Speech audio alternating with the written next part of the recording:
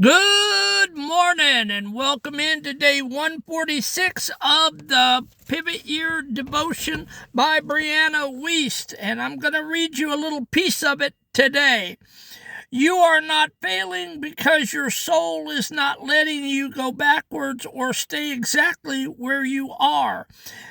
Sometimes the greatest sign of growth is prioritizing your rest and wellness, saying no, feeling more deeply and expressing it more loudly. What can seem as though it is your unraveling is sometimes your rebalancing.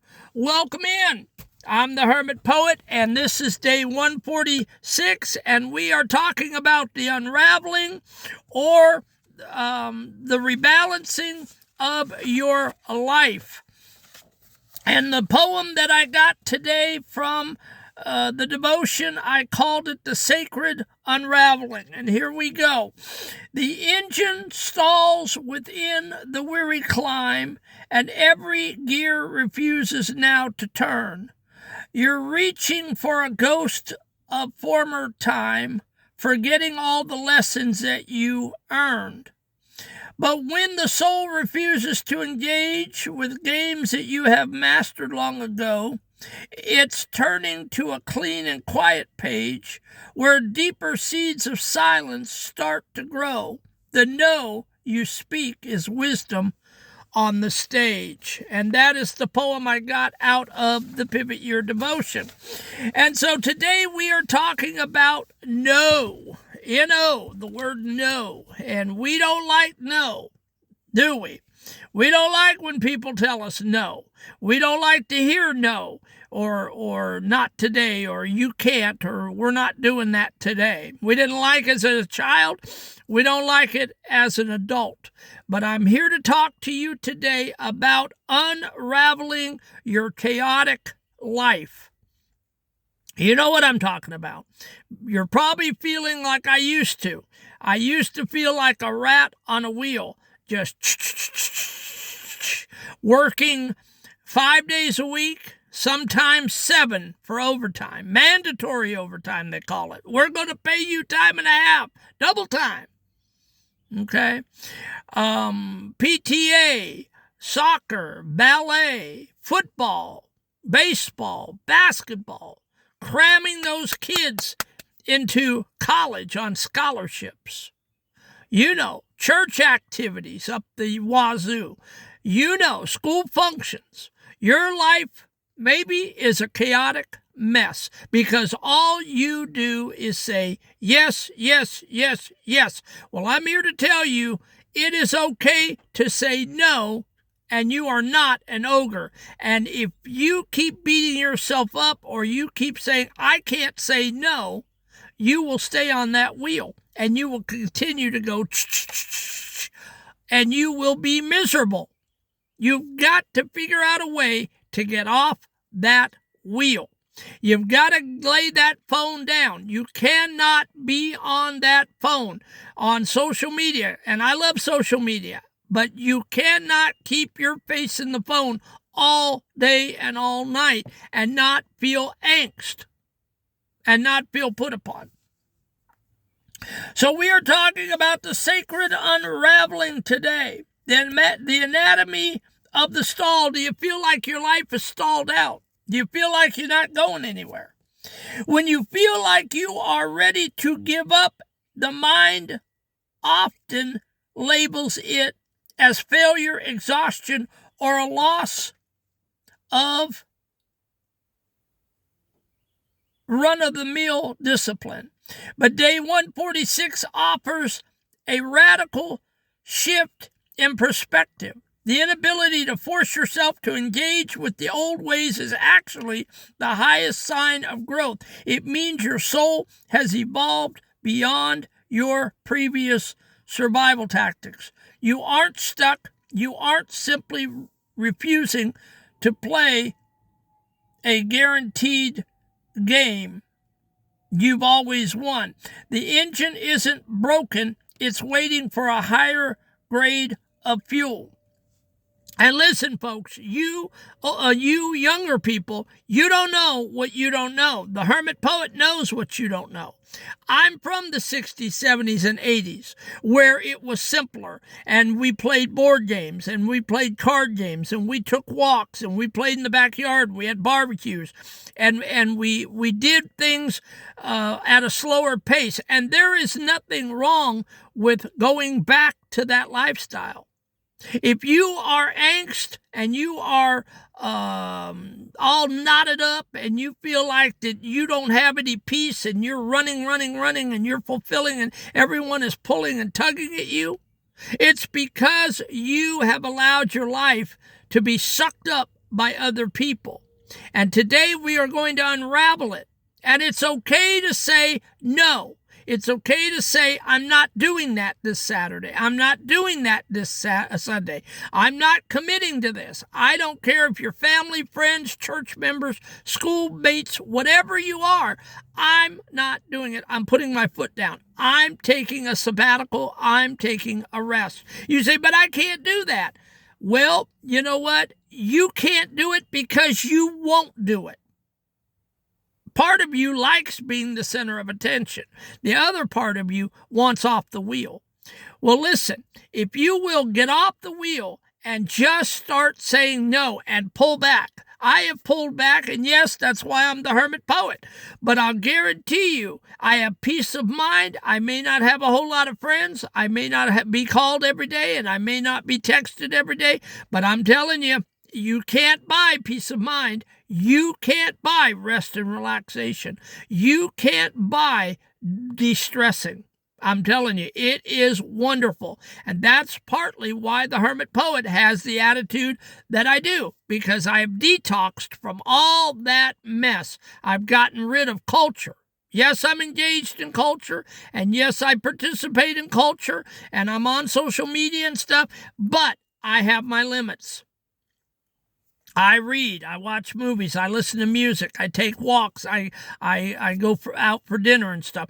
I have activities. It's not all about people pulling at the Hermit Poet, and it's not all about arguing, fussing, and fighting with people. You've got to figure out a way to say no and to take a step back. That's where your problem lies, and you can believe this old man or you don't have to. But you've got to unravel your pain and sorrow and your trauma and abuse. You've got to get quiet.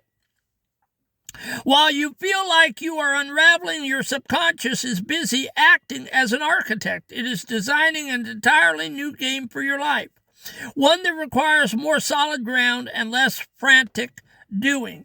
You have to stop being surprised when the old rules no longer work. Those rules were for the version of you that we're still learning. Now that you are graduating to a new level of spirit, the old habits should feel heavy and unappealing. Your soul is letting you go backwards because there is nothing left for you there. There's nothing left in culture for me. Okay, it's mundane, it's old, it's stale. Everything on TikTok, everything on YouTube is all cookie cutter, and they tell you what to do and how to do it, and if you do it, you're going to be a success. Well, you know what? I don't do it that way. I do it the Hermit Poet way. I'm a tortoise. I'm crawling my way. I'm not the hare with a million likes, but I'm getting there. I'm getting there. And you know what? People are tired of the rat race on social media. AI says so. And so, you know what? People are looking for solitude and peace, and you can find it here. In a world that prizes constant output, prioritizing rest and wellness can feel like a defeat. It can feel as though you are falling apart, but this is not an unraveling. It is a rebalancing, expressing your needs more loudly and saying no to the things that drain you. Your inner flame is an act of spiritual sovereignty. You are moving from a quantity life to a quality life. You are learning that doing less often allows you to be more. The expressive release, expressing yourself more loudly, whether through your ministry or your boundaries, is how you claim your new worldview. It might look messy in those who are used to your old compliant self. They might think you are going through something, and they are right. You are going through the transit into your true power. You are realizing that your final destination isn't more work, but more presence. The no you speak today is the wisdom of a man who finally knows his worth. Now, the application, we're going to hurry and get out of here. The old rule identification: name one habit or obligation that used to feel easy but now feels like pulling teeth. Instead of forcing it, acknowledge it. I have evolved beyond this. This rule no longer applies to the man I am today. The no as progress. Today, find one thing to say no to, something that drains your energy without feeding your soul. Notice the warmth of self-respect that follows. Remind yourself that a no to the old is a yes to the new game, and the rest on it. If you feel the urge to give up today, take it as a literal instruction from your body. Give yourself 1 hour of intentional wellness. No phone calls, no writing, no ministering. See if the ready to give up feeling was actually just a ready to rest signal. And the loud expression. Practice expressing a feeling more loudly than you usually do. Don't swallow your truth to make the room more comfortable. Let your rebalancing be visual. Trust that the people who belong in your new game will handle your expansion. And so, folks, it's an old school tactic. It's old school. We're going back old school. You've got to quiet down. You've got to rest. You've got to rebalance. This whole world is a freight train. And if you're on that freight train, you will never be happy. You will always feel rushed, anxious, and verklempt. But you've got to get off of that train, and you've got to say no to the world, no to culture, and no to the way people are doing it, and walk your own walk and do your own thing. It's okay. You don't have to be involved in everything. Unravel the way you're doing it, because it's killing you. I know. I was on it. 170 some hours paychecks in the hotel business for 10, 20 years. I know. 18-hour days, 7 days a week, including holidays in the taxi cab business down in Atlanta. I know what that feels like. The hermit poet has been there. I'm not preaching to the choir. And I'm telling you, that's what you need. You need to get off that freight train of life, and you need to settle down, and you need to go back to old school days, Put down the media, put down the television, and put down all of the stuff that's gnawing at your time and gnawing at your life and pulling you here and pulling you there, and start saying no. It's okay not to be the head honcho. It's okay not to be the leader of the band. It's okay not to be leading the parade down the path, because there's always someone else that will pick up the baton. And trust me, when you leave that job and you die, 5 minutes after you're gone, they'll cry, but 5 minutes later, they'll have somebody up there registering at the Walmart. They'll have somebody running that factory machine at BMW. Trust me, you are replaceable. I had a manager one time tell me, and it pissed me off so bad, and I came back at him in an ugly way, but he said, I just want you to know, everybody's replaceable. And he caught me on a bad night, and I whirled around and I looked at him and I said, you are so right. I said, everyone's replaceable, including you. Your wife can replace you anytime she wants. And I told him, I said, if you think that is helpful, it's not. I know I'm replaceable, but I don't need you to tell me that.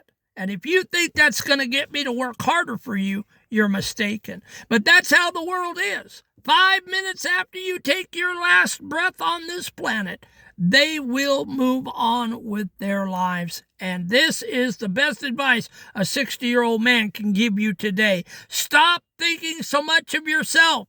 Stop thinking you're irreplaceable at that job, at that church event, at that school. If you don't do it, somebody else will. Start taking care of yourself mentally, physically, and every other way. Start unraveling your life and pull it together. Take care of yourself. You've only got one you. Have a great day, and we will catch you tomorrow for day 147, and we will be talking about the borrowed light. Have a great day.